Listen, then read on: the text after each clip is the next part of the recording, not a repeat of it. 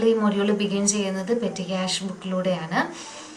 Okay, അപ്പോൾ petty cash book എന്ന് പറയുമ്പോൾ നമ്മുടെ ഒരു ഫേമിലെ എല്ലാ കുഞ്ഞായിട്ട് വരുന്ന ട്രാൻസാക്ഷൻസ് ഒക്കെ ഉണ്ടാവില്ല, അങ്ങനത്തെ ട്രാൻസാക്ഷൻസിനൊക്കെ റെക്കോർഡ് ചെയ്യാൻ വേണ്ടിയിട്ടാണ് പെറ്റി ക്യാഷ് ബുക്ക് യൂസ് ചെയ്യുന്നത്. പെറ്റി ക്യാഷ് ബുക്ക് ആരാണ് ഹാൻഡിൽ ചെയ്യുന്നുണ്ടാകുക? പെറ്റി ക്യാഷറാണ് ഹാൻഡിൽ ചെയ്യുന്നുണ്ടാകുക.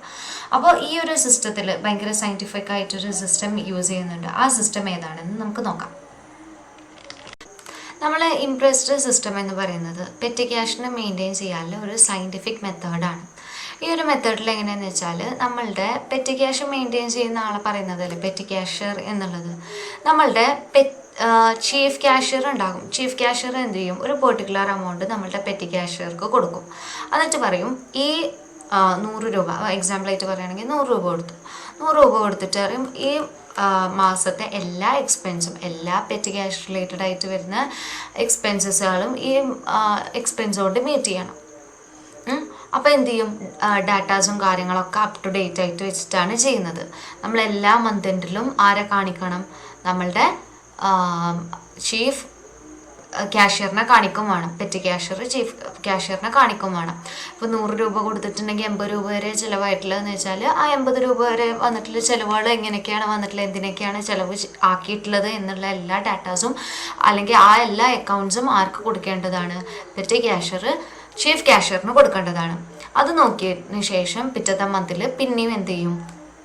നമ്മളുടെ ചീഫ് ക്യാഷ്യർ പെറ്റി ക്യാഷ്യറിന് നെക്സ്റ്റ് മന്തിൽ വരുന്ന പെറ്റി ക്യാഷ് മീറ്റ് ചെയ്യാനുള്ള എമൗണ്ട് കൊടുക്കും. ഈ ഒരു സിസ്റ്റത്തിനെ പറയുന്നതാണ് ഇംപ്രസ്ഡ് സിസ്റ്റം എന്നുള്ളത്. ഇനി ഇംപ്രസ്ഡ് സിസ്റ്റം യൂസ് ചെയ്യുമ്പോൾ സർട്ടൻ അഡ്വാൻറ്റേജസ് വരുന്നുണ്ട്. അതായത് നമ്മൾ അപ് ടു ഡേറ്റ് ആയിട്ടാണ് കാര്യങ്ങൾ ചെയ്യുന്നത്. ചെറിയ ട്രാൻസാക്ഷൻസ് അല്ലേ നമ്മൾ നന്നായിട്ട് ആർക്ക് കൊടുക്കണം? നമ്മളുടെ ചീഫ് ക്യാഷ്യറിന് കൊടുക്കണം. അപ്പോൾ നമ്മൾ എന്താണ് അവിടെ നമുക്ക് കള്ളത്തരങ്ങളോ കാര്യങ്ങളോ ഒന്നും ചെയ്യാൻ പറ്റില്ല. അപ്പോൾ ഒന്നാമത്തെ പോയിന്റ് പറയുന്നത് ഹെൽത്തി ചെക്കാണ്. നമ്മൾ എന്ത് ചെയ്യുകയാണെങ്കിലും അപ്പോൾ അത് ആരറിയിക്കണം? നമ്മളുടെ ക്യാഷ്യർ ചീഫ് ക്യാഷ്യറിനെ അറിയിക്കുന്നുണ്ട്. പിന്നെ ഡേ ടു ഡേ എക്സ്പെൻസസിന് നമ്മൾ കാണിച്ചു കൊടുക്കും. അപ്പോൾ എല്ലാ കാര്യങ്ങളും കൃത്യമായിട്ട് നമ്മൾ ചെയ്യും. മൂന്നാമത്തെ കാര്യത്തിൽ വരുന്നത്, മൂന്നാമത്തെ അഡ്വാൻറ്റേജിൽ വരുന്നതാണ് അൺനെസസറി അക്യുമുലേഷൻസ് ഒന്നും ഉണ്ടാകില്ല. അതായത് ഇപ്പോൾ നമുക്ക് കുറേ എമൗണ്ട് ഇങ്ങോട്ട് ഫ്ലോ ആകുകയാണെങ്കിൽ ഓട്ടോമാറ്റിക്കായിട്ട് ചിലപ്പോൾ അക്കൗണ്ട്സിനൊക്കെ എന്തുണ്ടാകും? ഒരു കുറച്ച് പൈസ വെട്ടിയാലോ എന്നുള്ള ഒരു തോന്നല്ല. പക്ഷേ ഇവിടെ എന്താ, വളരെ ചെറിയൊരു എമൗണ്ടാണ് കൊടുക്കുന്നത്. നിത്യോപയോഗ ചെലവിനുള്ള പൈസ മാത്രമാണ് കൊടുക്കുന്നത്. അപ്പോൾ പെറ്റി ക്യാഷ്യർ എന്ത് ചെയ്യും? മാക്സിമം ആ എമൗണ്ടിൻ്റെ ഉള്ളിൽ ഒതുക്കാനാണ് നോക്കുക. അപ്പോൾ ഇവിടെ എന്താണ്, ഇങ്ങനെ അൺനെസസറി അക്യുമുലേഷനോ അല്ലെങ്കിൽ മാക്സിമം ക്യാഷ് മിനിമൈസ് ചെയ്തിട്ടാണ് എക്സ്പെൻസസ് ഉണ്ടാകുക. ഇതാണ് 3 അഡ്വാൻറ്റേജസ് വരുന്നത്. Purchases return book. Purchases return book എന്ന് പറയുമ്പോൾ നമ്മളൊരു ഫേമിൽ നിന്ന് എന്തെങ്കിലും ഒരു സാധനം വാങ്ങി. അപ്പോൾ is a book which goods return to suppliers are recorded. നമ്മളൊരു സപ്ലയറുടെ അടുത്ത് നിന്ന് ഒരു സാധനം എടുത്തിട്ടുണ്ടെങ്കിൽ ആ ഒരു സാധനം സപ്ലയർക്ക് തിരിച്ച് നൽകിയിട്ടുണ്ടെങ്കിൽ അങ്ങനത്തെ റെക്കോർഡ്സൊക്കെ പർച്ചേസസ് റിട്ടേൺ ബുക്സിലാണ് നമ്മൾ റെക്കോർഡ് ചെയ്യുന്നത്. പർച്ചേസസ് റിട്ടേൺ ബുക്കിൻ്റെ മറ്റ് പേരാണ് റിട്ടേൺസ് ഔട്ട്വേർഡ് ബുക്ക് എന്നുള്ളത്. പിന്നെ അതുപോലെ തന്നെ നമുക്ക് പർച്ചേസ് റിട്ടേൺസ് ഡേ ബുക്കും എന്ന് ഇതിനെ വിളിക്കാൻ പറ്റും. ഇനി നമ്മൾ സാധനങ്ങൾ റിട്ടേൺ ചെയ്യാനുള്ള കാരണങ്ങൾ എന്തൊക്കെയാകാം? നമുക്ക് വന്നിട്ടുള്ള സാധനം ഒന്നെങ്കിൽ നമുക്ക് ഇഷ്ടമായിട്ടുണ്ടാകില്ല, അല്ലെങ്കിൽ എന്തെങ്കിലും ഡാമേജ്ഡ് ആയിട്ടുള്ള പ്രൊഡക്റ്റൊക്കെ ആകും. അതുകൊണ്ടാണ് നമ്മൾ എന്ത് ചെയ്യുന്നത്? റിട്ടേൺ ചെയ്യുന്നത്. ഇനി പോസ്റ്റിംഗ് എന്ന് പറഞ്ഞാൽ എന്താ? The total of purchases returns or returns outward book is credited to return outward or purchases return account. നമ്മൾ എന്തെങ്കിലും സാധനം റിട്ടേൺ ചെയ്തിട്ടുണ്ടെങ്കിൽ അതിനെല്ലാം നമ്മൾ എന്താണ് ചെയ്യുന്നത്? ക്രെഡിറ്റ് ചെയ്യാണ് ചെയ്യുന്നത്. ഇനി individual suppliers to whom goods are returned are debited because they receive these goods. ഇനി നമ്മൾ എന്തെങ്കിലും ഒരു പ്രൊഡക്റ്റ് സപ്ലയേഴ്സിൻ്റെ അടുത്ത് നിന്ന് എടുത്തിട്ട് സപ്ലയേഴ്സിന് ഡയറക്റ്റ് ആയിട്ട് നമ്മളത് തിരിച്ചു കൊടുക്കുകയാണെങ്കിൽ അപ്പോൾ അവിടെ എന്താണ് സംഭവിക്കുന്നത്? ഡെബിറ്റ് ചെയ്യാണ്. കാരണം അവർക്ക് എന്താണ്, അവർക്ക് ആ ഗുഡ്സ് റിസീവ് ആകുന്നില്ല. ഇനി അടുത്തത് നമ്മൾ ഡിസ്കസ് ചെയ്യുന്നത് ഡെബിറ്റ് നോട്ടാണ്. ഡെബിറ്റ് നോട്ട് എന്താ മീൻ ചെയ്യുന്നത് എന്ന് വെച്ചാൽ, when the goods are returned to the suppliers an intimation is sent to them through what is known as debit note. നമ്മളൊരു സാധനം സപ്ലയറിൻ്റെ അടുത്ത് നിന്ന് എടുത്തിട്ട് നമുക്ക് ആ സാധനം ഇഷ്ടമായില്ല. അപ്പോൾ നമ്മൾ എന്ത് ചെയ്തു? ആ സാധനം തിരിച്ച് സപ്ലയർക്ക് കൊടുത്തു. അപ്പോൾ നമ്മൾ ഇന്ന കാരണം കൊണ്ടാണ് ഞങ്ങൾ സാധനം റിട്ടേൺ ചെയ്തത്, അതുകൊണ്ട് നിങ്ങൾക്ക് ആ ഒരു എമൗണ്ട് ഡെബിറ്റ് ആകും എന്നുള്ളത് കാണിച്ചു കൊടുക്കുന്നതാണ് ഡെബിറ്റ് നോട്ട് എന്ന് പറയുന്നത്. ഈ ഡെബിറ്റ് നോട്ടിൻ്റെ കൂടെ എന്തുണ്ടാകും? വൗച്ചർ എൻട്രീസ് ഉണ്ടാകും. അതായത് നമ്മൾ ഡെബിറ്റ് നടത്തുമ്പോൾ അവിടെ ഡെബിറ്റ് വൗച്ചർ നമ്പർ ഉണ്ടാവില്ല, ആ ഒരു എൻട്രീസും കൂടി ഇതിലുണ്ടാകും. അപ്പോൾ ഇതെന്താകും, നമ്മളുടെ ഫെർദർ റെഫറൻസിന് ഈസി ആകും. ഇനി നമ്മൾ പർച്ചേസ് റിട്ടേൺ ബുക്കിൻ്റെ ഫോർമാറ്റാണ് കാണിച്ചിട്ടുള്ളത്. ഇവിടെ നമ്മളുടെ ഫസ്റ്റ് നമ്മൾ എന്താണ് കൊടുക്കുക, ഇവിടെ ഡേറ്റ് ഉണ്ടാകും, അതുപോലെ തന്നെ പെർട്ടിക്കുലേഴ്സ് ഉണ്ടാകും, അതുപോലെ തന്നെ DBARN ഉണ്ടാകും, പിന്നെ ലെഡ്ജർ ഫോളിയോ ഉണ്ടാകും, എമൗണ്ട് കാണിച്ചിട്ടുണ്ടാകും. അപ്പോൾ ഇങ്ങനെയാണ് നമുക്ക് പർച്ചേസ് റിട്ടേൺ ബുക്കിൻ്റെ ഫോർമാറ്റ് വരുന്നത്. ഇനി നമ്മൾ ഡിസ്കസ് ചെയ്യുന്നത് സെയിൽസ് റിട്ടേൺ ബുക്കാണ്. സെയിൽസ് റിട്ടേൺ ബുക്കിൻ്റെ മറ്റു പേരാണ് റിട്ടേൺ ഇൻവേർഡ് ബുക്ക് എന്നുള്ളത്. സെയിൽസ് റിട്ടേണിൻ്റെ മറ്റു പേര് എന്താണ്, റിട്ടേൺ ഇൻവേർഡ് ബുക്ക് എന്നുള്ളതാണ്. ഈ സെയിൽസ് റിട്ടേൺ ബുക്ക് അല്ലെങ്കിൽ റിട്ടേൺ ഇൻവേർഡ് ബുക്ക് എന്തിനാണ് നമ്മൾ യൂസ് ചെയ്യുന്നത്, നമ്മളുടെ കസ്റ്റമേഴ്സ് സപ്ലയേഴ്സിൻ്റെ അടുത്ത് നിന്ന് എന്തെങ്കിലും ഒരു സാധനം എടുത്തിട്ട് കസ്റ്റമേഴ്സിന് കുറച്ച് കഴിഞ്ഞപ്പോൾ തോന്നുകയാണ് എനിക്ക് ഈ പ്രൊഡക്റ്റ് പോരാ, ഇതിൻ്റെ ക്വാളിറ്റി പോരാ, അല്ലെങ്കിൽ ഞാൻ കൊടുത്ത പൈസയ്ക്ക് ഇത് വർത്ത് ആയിട്ടില്ല എന്നൊക്കെ തോന്നുമ്പോൾ നമ്മൾ എന്ത് ചെയ്യും, ഈ സാധനം കസ്റ്റമേഴ്സ് എന്ത് ചെയ്യും, സപ്ലയേഴ്സിന് റിട്ടേൺ ചെയ്യും. അങ്ങനെ റിട്ടേൺ ചെയ്യുന്ന കാര്യങ്ങളെല്ലാം എവിടെയാണ് റെക്കോർഡ് ചെയ്ത് വെക്കുക, സെയിൽസ് റിട്ടേൺ ബുക്കിലാണ് നമ്മൾ റെക്കോർഡ് ചെയ്ത് വെക്കുന്നത്. അപ്പോൾ നമ്മളിങ്ങനെ ഡേ ടു ഡേ നടക്കുന്ന എല്ലാ സെയിൽസ് റിട്ടേൺസും എന്ത് ചെയ്യും, നമ്മളിങ്ങനെ റെക്കോർഡ് ചെയ്ത് വെക്കുന്നതാണ്. ഇനി ഈ റിട്ടേൺ ചെയ്ത സാധനങ്ങൾ എങ്ങനെയാണ് നമ്മൾ പോസ്റ്റ് ചെയ്യുന്നത് എന്നുള്ളതാണ് നോക്കേണ്ടത്. The total of return inward books or sales return book is debited to return inwards or sales return account. നമ്മൾ റിട്ടേൺ ചെയ്യുന്ന കാര്യങ്ങൾ ഫുള്ള് എന്തായിട്ടാണ് കാണിക്കുന്നത്, സെയിൽസ് റിട്ടേൺ ചെയ്യുന്ന കാര്യങ്ങൾ ഫുള്ള് നമ്മൾ ഡെബിറ്റ് സൈഡിലാണ് കാണിക്കുന്നത്. അതുപോലെ തന്നെ കസ്റ്റമർ സൈഡിൽ വരുമ്പോൾ എന്താണ്, കസ്റ്റമർ അല്ലേ അത് റിട്ടേൺ ചെയ്തിട്ടുള്ളത്, അപ്പോൾ അത് ഏത് ഭാഗത്ത് കാണിക്കും, ക്രെഡിറ്റ് സൈഡിലും കാണിക്കും. ഇനി എന്താണ് ക്രെഡിറ്റ് നോട്ട് എന്നുള്ളതാണ്. ക്രെഡിറ്റ് നോട്ട് എന്ന് പറയുമ്പോൾ നമ്മുടെ കസ്റ്റമേഴ്സ് ഇപ്പോൾ സപ്ലയേഴ്സിൻ്റെ അടുത്ത് നിന്ന് സാധനം എടുത്തതിന് ശേഷം കുറച്ച് കഴിഞ്ഞപ്പോൾ ഡിഫക്റ്റീവായിട്ട് ആ പ്രൊഡക്റ്റ് ഡിഫക്റ്റീവ് ആയതുകൊണ്ടോ അല്ലെങ്കിൽ അവരെ മൈൻഡ് മാറുന്നത് കൊണ്ടോ അങ്ങനെ എന്തെങ്കിലും ഒരു റീസൺ കാരണം കസ്റ്റമേഴ്സ് എന്ത് ചെയ്യും, ഈ സാധനം റിട്ടേൺ ആക്കും. ഈ റിട്ടേൺ ആക്കുന്ന സമയത്ത് നമ്മൾ എന്ത് ചെയ്യും, ഈ ഗുഡ്സിൻ്റെ കൂടെ നമ്മളൊരു ക്രെഡിറ്റ് നോട്ട് കൊടുക്കും. അതായത് ക്രെഡിറ്റ് നോട്ട് എന്ന് പറയുന്ന ഒരു സ്റ്റേറ്റ്മെൻ്റ് ആണ്. ബിസിനസ്മാൻ കാണിക്കുകയാണ് ഇത്ര എമൗണ്ട് ഈ ഒരു അക്കൗണ്ടിൽ ക്രെഡിറ്റ് ആയിട്ടുണ്ട് എന്നുള്ളത് കാണിക്കുകയാണ്.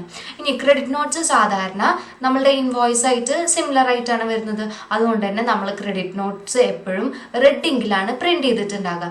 ഈ ക്രെഡിറ്റ് നോട്ട് നമ്മൾ കസ്റ്റമേഴ്സിന് ഇഷ്യൂ ചെയ്യുന്ന സമയത്ത് ഇതൊരു വൗച്ചർ എൻട്രി പോലെ ആയിട്ടാണ് നമ്മൾ കൊടുക്കുന്നത്. അതിൻ്റെ ഒരു എക്സാമ്പിൾ ആണ് ഇവിടെ കാണിച്ചിട്ടുള്ളത്. ഇനി ക്രെഡിറ്റ് നോട്ടിന് ഡെബിറ്റ് നോട്ടിനെ പോലെ തന്നെ ഒരു പെർട്ടിക്കുലർ ഫോർമാറ്റ് നമ്മൾ ഫോളോ ചെയ്യുന്നുണ്ട്. എന്താണെന്ന് നോക്കാം. ഇനി സെയിൽസ് റിട്ടേൺ ബുക്കിന് നമ്മളുടെ ക്രെഡിറ്റ് റിട്ടേൺ ബുക്കിൻ്റെ ഡെബിറ്റ് റിട്ടേൺ ബുക്കിൻ്റെ അതേ ഫോർമാറ്റാണ് വരുന്നത്. ഇവിടെ നോക്കാം, നമ്മൾ ഡേറ്റ് കൊടുക്കും, അതുപോലെ തന്നെ പെർട്ടിക്കുലേഴ്സ് കൊടുക്കും. ഇവിടെ CBARN എന്നുള്ളതാണ്. അതിന് പകരം നമ്മൾ നേരത്തെ ഡിസ്കസ് ചെയ്തപ്പോൾ ഡെബിറ്റ് നോട്ടിൻ്റെ ഇത് ഡിസ്കസ് ചെയ്തപ്പോൾ എന്താ പറഞ്ഞിട്ടുണ്ടായിരുന്നത്, ഇവിടെ DBARN എന്നല്ലായിരുന്നു. പക്ഷേ ഇവിടെ ക്രെഡിറ്റ് നോട്ടിൻ്റെ കേസ് വന്നപ്പോൾ ഇവിടെ CBARN ആയി. ഇനി ഇവിടെ ലെഡ്ജർ ഫോളിയോ കൊടുത്തിട്ടുണ്ടാകും, ഇവിടെ ഒരു എമൗണ്ട് കൊടുത്തിട്ടുണ്ടാകും. സെയിം ഫോർമാറ്റ് തന്നെയാണ്, ആകെ ഈ ഒരു കോളത്തിലാണ് മാറ്റം വരുന്നത്.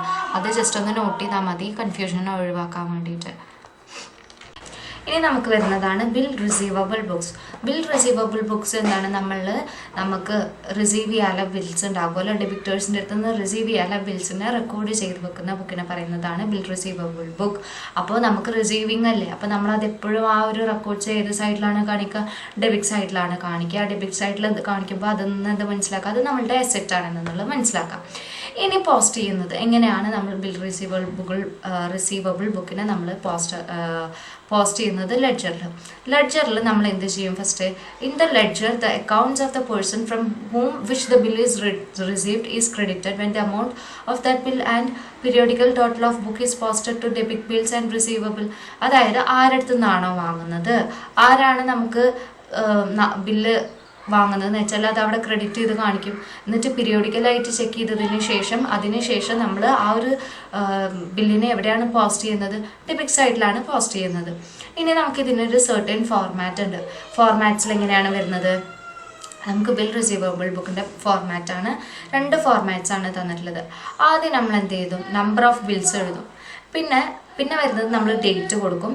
ഫ്രം ഹൂം റിസീവ്ഡ്, ആരുടെ അടുത്തു നിന്നാണ് നമുക്ക് ബില്ല് റിസീവ് ആയത്, ആരാണ് നമ്മളുടെ ഡ്രോയർ, ആരാണ് നമ്മളുടെ ആക്സെപ്റ്റർ, എവിടെയാണ് നമ്മൾ പേ ചെയ്തിട്ടുള്ളത്, ഇതിൻ്റെ ടേംസ് ആൻഡ് കണ്ടീഷൻസ് എന്താണ്, ഡ്യൂ ഡേറ്റ് എന്താണ്, ലെഡ്ജർ ഫോളിയോ എന്താണ്, അമൗണ്ട്, പിന്നെ റിമാർക്ക് എന്ന് പറയുമ്പോൾ നമ്മൾ പിന്നെ അത് എന്താ ആവശ്യത്തിനാണ് യൂസ് ചെയ്തത്, അങ്ങനത്തെ കാര്യങ്ങൾ എഴുതി വെക്കും. ഇനി ബിൽ റിസീവബിൾ ബുക്കിന്റെ രണ്ടാമത്തെ ഫോർമാറ്റ് എന്ന് പറയുന്നത് നമ്മൾ ഡയറക്റ്റ് എന്ത് ചെയ്യും, എത്ര ബിൽസ് കിട്ടിയെന്നല്ല, ഡേറ്റുകൾ മാത്രമാണ് നോക്കുന്നത്. ഡേറ്റ് കൊടുക്കും, ആരുടെ നിന്നാണ് റിസീവ് ചെയ്തിട്ടുള്ളത്, ടേംസ് നോക്കും, ഡ്യൂ ഡേറ്റ് നോക്കും, ലെഡ്ജർ ഫോളിയോ നോക്കും, അമൗണ്ട് നോക്കും. അപ്പോൾ ഈ രണ്ട് ഫോർമാറ്റിൽ എന്ത് ചെയ്യാൻ പറ്റും, നമുക്ക് ബിൽ റിസീവബിൾ ബുക്കിന് പോസ്റ്റ് ചെയ്യാൻ പറ്റുന്നതാണ്. ഇനി നമുക്ക് അതിൻ്റെ ഒരു എക്സാമ്പിൾ നോക്കാം. From the following transactions of trader, prepare the bills receivable book and post into ledger.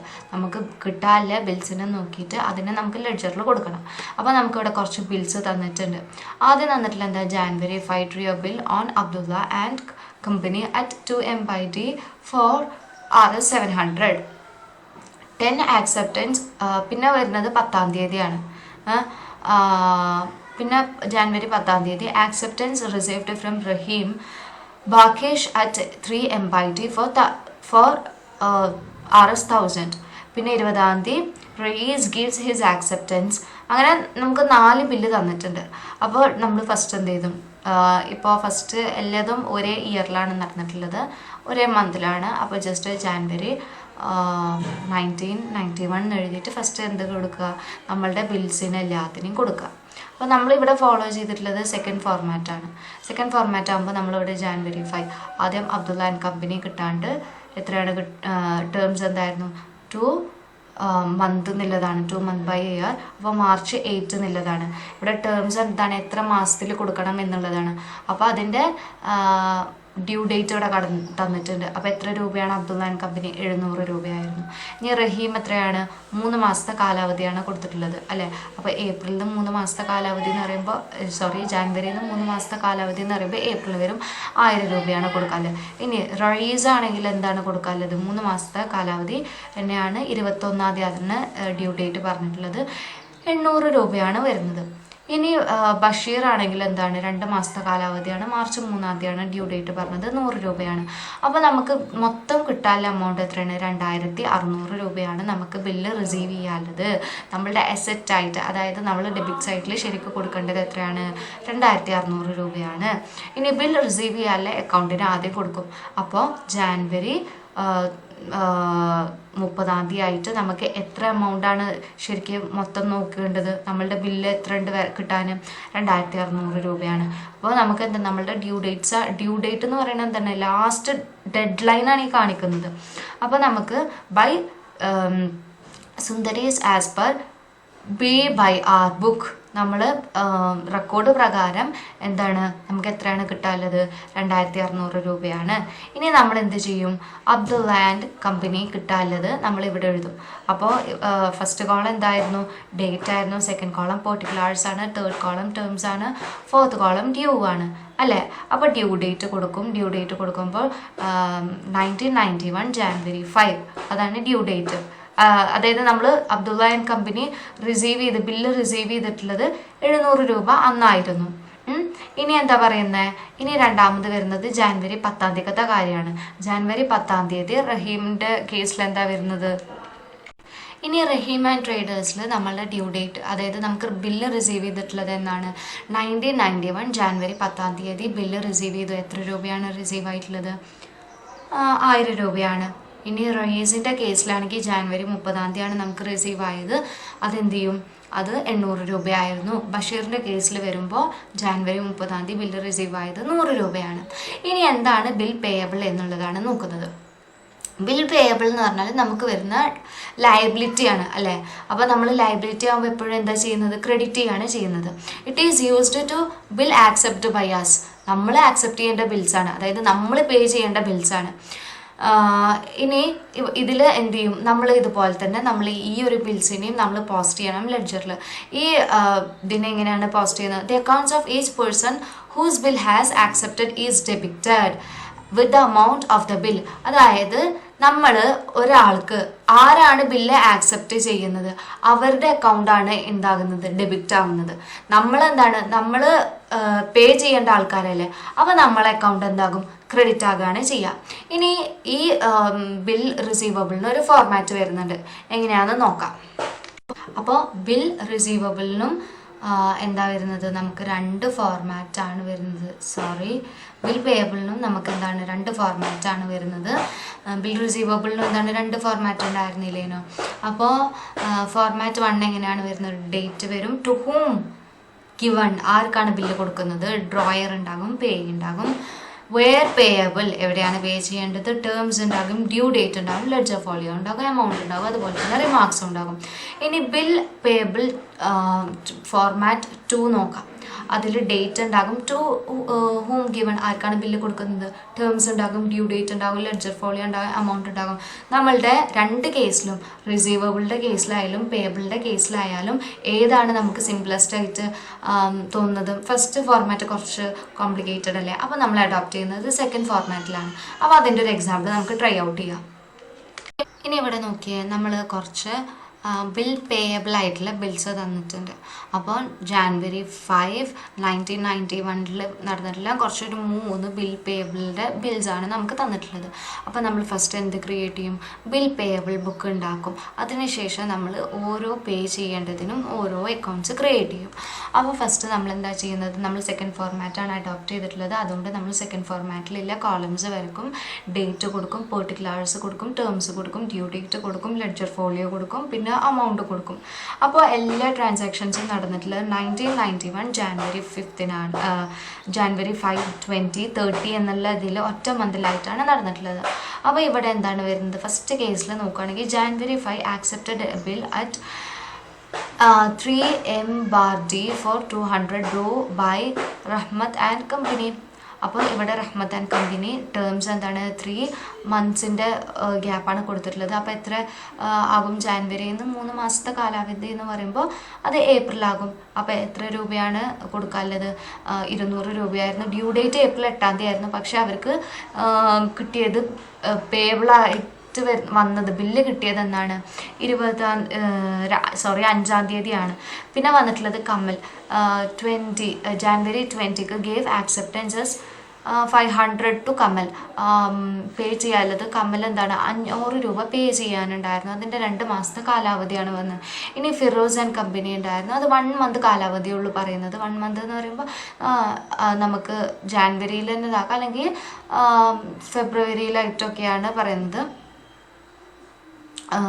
അപ്പോൾ എത്രയാണ്, 500 രൂപേനാണ്. അപ്പോൾ നമ്മൾ ടോട്ടൽ എമൗണ്ട് എടുക്കുമ്പോൾ 1200 എന്ന് കിട്ടും.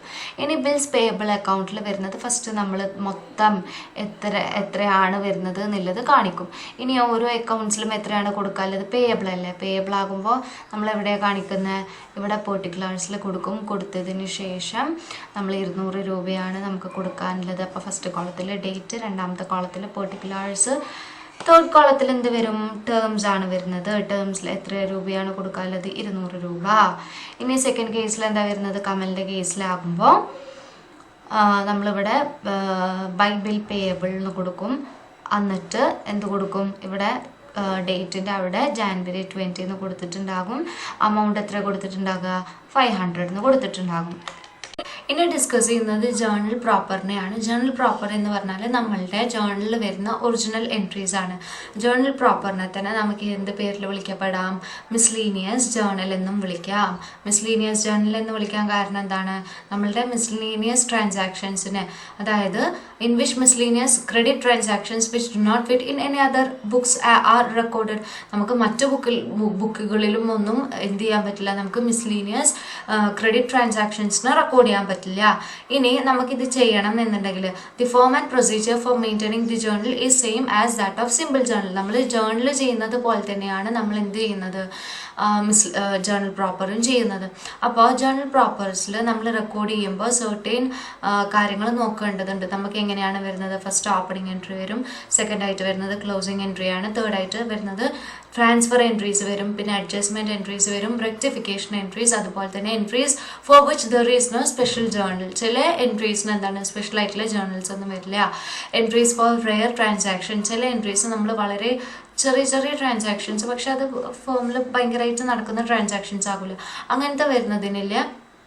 റെയർ ട്രാൻസാക്ഷൻസിന് വരുന്ന എൻട്രീസൊക്കെയാണ് ഏതിൽ വരുന്നത്, ജേർണൽ പ്രോപ്പറിൽ വരുന്നത്.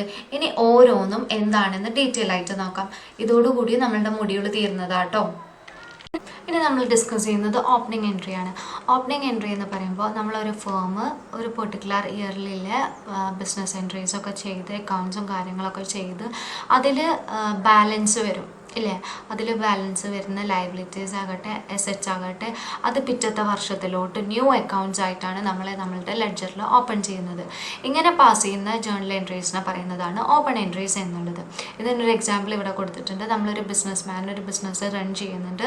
January 1st 1991 എന്നാണ് ബിസിനസ് ആ അക്കൗണ്ട്സ് സെറ്റ് ചെയ്തിട്ടുള്ളത്. അപ്പോൾ നമ്മളെ കയ്യിലുണ്ടായിരുന്ന ക്യാഷ് എന്ന് പറയുന്നത് 100 രൂപയായിരുന്നു. ഡെബിറ്റേഴ്സ് 200, സ്റ്റോക്സ് ഇൻ ട്രേഡേഴ്സ് 320, മെഷീനറീസ് 700, പിന്നെ അതുപോലെ തന്നെ ഫർണിച്ചർ 150 രൂപയും ബാങ്ക് ലോണും 300, അതുപോലെ തന്നെ ക്യാപിറ്റൽ വന്നിട്ടുണ്ടായിരുന്നത് 1070 ആയിരുന്നു. ഇതാണ് നമ്മളുടെ ഓപ്പണിംഗ് എൻട്രി എന്ന് പറയുന്നത്. അപ്പോൾ നമ്മൾ എന്ത് ചെയ്യും, ക്യാഷ് 100 രൂപയാണ്, പിന്നെ നമ്മൾ ഡെബിറ്ററി വരുന്നത് എന്താണ് 200, പിന്നെ സ്റ്റോക്ക് ഇൻ ട്രേഡ് 320 ആണ്, മെഷീനറി 700, പിന്നെ ഫർണിച്ചർ ആൻഡ് ഫിറ്റിംഗ് 700 വരും. ഇനി എന്താണ് നമ്മൾ ക്രെഡിറ്റേഴ്സിന് എത്രയാണ് വരുന്നത്, അതൊക്കെ ക്രെഡിറ്ററും ഡെബിറ്റും നോക്കിയതിന് ശേഷം നമുക്ക് ടോട്ടലായിട്ട് വന്നിട്ടില്ല ക്യാപിറ്റൽ എന്ന് പറയുന്നത് 1070 ആണ്. ബാങ്ക് ലോണൊക്കെ കൂട്ടിയിട്ട് ടോട്ടൽ വന്നത് എത്രയാണ്, 1070 വന്നു. അപ്പോൾ നമ്മൾ എന്ത് ചെയ്തു, പിറ്റത്തെ വർഷത്തെ നമ്മൾ ഓപ്പണിംഗ് എൻട്രി ആയിട്ട് കണക്കാക്കും. ഇനി ക്ലോസിംഗ് എൻട്രി എന്ന് പറഞ്ഞാൽ നമ്മളൊരു പെർട്ടിക്കുലർ ഇയർ കണക്കാക്കും. ആ ഒരു കണക്കാക്കിയതിന് ശേഷം ഇയർ എൻഡിൽ നമ്മൾ എന്ത് ചെയ്യും, ആ ഒരു എക്സ്പെൻസസിനൊക്കെ അനലൈസ് ചെയ്തതിന് ശേഷം നമ്മൾ ട്രേഡിംഗ് ആൻഡ് പ്രോഫിറ്റ് ലോസ് അക്കൗണ്ടിലോട്ട് മാറ്റും. ഈ ഒരു പ്രോസസ്സിൽ എന്താണ് കാണുന്നത്, നമ്മളിങ്ങനെ ഈ ഒരു നമ്മുടെ പ്രോഫിറ്റ് ആയാലും ലോസ് ആയാലും ട്രേഡിംഗ് അക്കൗണ്ടിലോട്ട് മാറ്റുന്ന ഇയർ എൻഡിലാണ്. ഇങ്ങനെ വരുന്ന എൻട്രീസിനെ പറയുന്നതാണ് ക്ലോസിംഗ് എൻട്രീസ് എന്നുള്ളത്. ഇതിനും ഒരു എക്സാമ്പിൾ നമുക്ക് തന്നിട്ടുണ്ട്. ഓപ്പണിംഗ് എൻട്രി എന്താണ്, ക്ലോസിംഗ് എൻട്രിയാണ്. എത്ര തവണ നമ്മൾ റിപ്പീറ്റേറ്റീവ് ആയിട്ട് വന്നിട്ടുള്ള ടോപ്പിക്കാണ്. അതുകൊണ്ട് എക്സാമ്പിൾസ് എന്താണെന്ന് നിങ്ങൾ റെഫർ ചെയ്താൽ മതി കേട്ടോ. ട്രാൻസ്ഫർ എൻട്രീസ് എന്ന് പറഞ്ഞു കഴിഞ്ഞാൽ നമ്മൾ ഒരു അക്കൗണ്ടിലെ എൻട്രീസിനെ മറ്റൊരു അക്കൗണ്ടിലോട്ട് മാറ്റാം. ഇങ്ങനെ വരുന്ന എൻട്രീസിനെ പറയുന്നതാണ് ട്രാൻസ്ഫർ എൻട്രീസ് എന്നുള്ളത്. ഇനി അഡ്ജസ്റ്റിംഗ് എൻട്രീസ് എന്താണ്, modification of accounts at the end of accounting period is called adjustment entries. നമ്മളുടെ അക്കൗണ്ടിൽ എന്തെങ്കിലും മാറ്റം വരുത്തിയിട്ട് ആ ഒരു അക്കൗണ്ടിങ് പീരിയഡിന് ആ ഒരു അക്കൗണ്ട്സിൽ മാറ്റം വരുത്തുക. അക്കൗണ്ടിൻ്റെ എൻഡിൽ, അതായത് ഒരു അക്കൗണ്ടിങ് പീരീഡിൻ്റെ അവസാന സമയം വെച്ചിട്ട് നമ്മൾ എന്തെങ്കിലും മോഡിഫിക്കേഷൻ വരുത്തിയിട്ട് ചിലപ്പോൾ അഡീഷണൽ ആയിട്ട് അക്കൗണ്ട്സ് ഒരു അക്കൗണ്ടിലോട്ട് കൂട്ടി, അല്ലെങ്കിൽ അതിൽ നിന്ന് ചിലപ്പോൾ അക്കൗണ്ടിങ് എൻട്രീസിനെ എടുത്ത് മാറ്റി അങ്ങനെ അഡ്ജസ്റ്റ് ചെയ്യുന്നതിനെ പറയുന്നതാണ് അക്കൗണ്ടിങ് എൻട്രീസ് എന്നുള്ളത്. If there may be any event affecting the relative periods but left of the books the same should be incorporate in books preparing. This is done by means of adjustment entries. ഇത്രയേ ഉള്ളൂ പറഞ്ഞിട്ടുള്ളത്.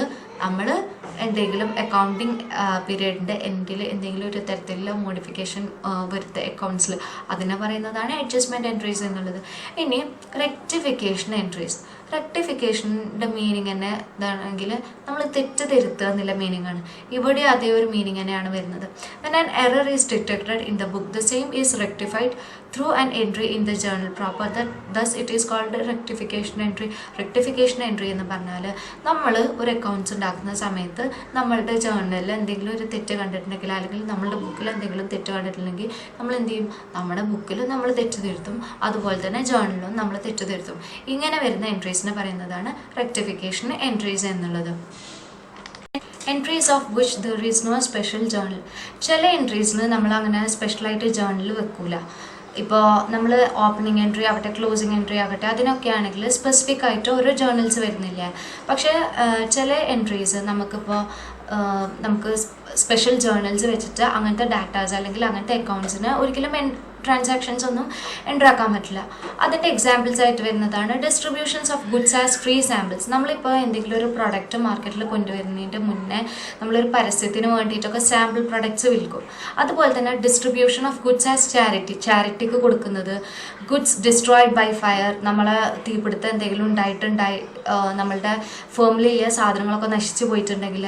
അതുപോലെ തന്നെ goods stolen away by employees, നമ്മളുടെ ഫേമിലുള്ള എംപ്ലോയീസിനെ എന്തെങ്കിലും corruption ഒക്കെ ചെയ്തിട്ട് നമ്മളുടെ ഫേമിലെ ഗുഡ്സ് സ്റ്റീൽ ചെയ്തിട്ടുണ്ടെങ്കിൽ അങ്ങനത്തെ കാര്യങ്ങൾ.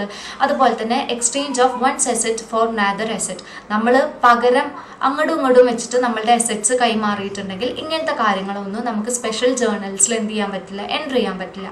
ഇനി entries for rare transactions. Entries of rare transaction എന്ന് പറയുമ്പോൾ in a business it may be happen sometimes that transactions are usually gen that is journal proper is used for rare transactions. നമ്മൾ വളരെ കുറഞ്ഞ തരത്തിലുള്ള എന്തെങ്കിലും ഒരു ട്രാൻസാക്ഷൻ, പെട്ടെന്ന് നമ്മുടെ ഫേമിലുള്ള ഒരാൾക്ക് വയ്യാണ്ടായി, ഫേമിൽ വർക്ക് ചെയ്യുന്ന ഒരാൾക്ക് വയ്യാണ്ടായി, അപ്പോൾ നമ്മൾ എന്ത് ചെയ്യും, നമ്മൾ ആ ഫേമിലിൽ എംപ്ലോയി അല്ലേ, അപ്പോൾ ആ ഒരു ആൾ എന്ത് ചെയ്യും, ഹോസ്പിറ്റലിൽ കൊണ്ടുപോയിട്ട് കൺസൾട്ടേഷൻ എടുക്കുമ്പോൾ അതൊക്കെ റെയർ കേസിലുള്ള ട്രാൻസാക്ഷൻസ് അല്ലേ. അങ്ങനത്തെ ട്രാൻസാക്ഷൻസ് ഒന്നും എന്താണ് നമ്മൾ ഇതിൽ എൻ്റർ ആക്കുന്നില്ല. അപ്പോൾ ഇത്രയേ ഉള്ളൂ നമ്മളുടെ 6th മൊഡ്യൂൾ വരുന്നത്. പാർട്ട് 2 ആയിരുന്നു ഇത്. അപ്പോൾ എല്ലാവർക്കും നമ്മുടെ മൊഡ്യൂൾ മനസ്സിലായി എന്ന് വിചാരിക്കുന്നു. Till then take care, by.